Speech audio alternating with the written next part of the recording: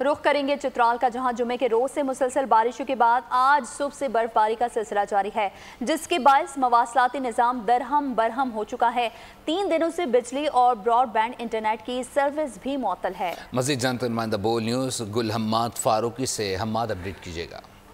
चतराल में जुमे के रोज़ से मुसलसल बारिश का सिलसिला जारी है, जिसकी वजह से चतराल में एक बार फिर सर्दी की शिद्दत में इजाफा हो चुके हैं। पहाड़ों में और ख़ासकर वादी कैलाश में मुरतकार में बर्फबारी भी हो चुकी है। बिरमगलश में तकरीबन 2 फुट बर्फ़ हो चुकी है। मुसलसल बारिशों के बायस चतराल में तकरीबन 3 मकान गिर चुके हैं, जिसमें कोई 2 बच्चे ज़ख्मी हुए थे। ताहम उनको रेस्क्यू वाले टूटू वाले ने बर वक्त रेस्क्यू करके बहिफाजत डिस्ट्रिक्ट हेडक्वार्टर अस्पताल पहुँचा दिया।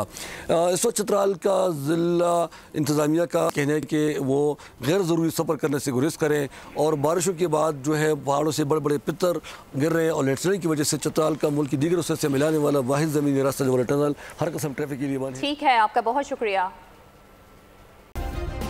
सब्सक्राइब करें और बेल दबाएं ताकि कोई खबर रह न जाए।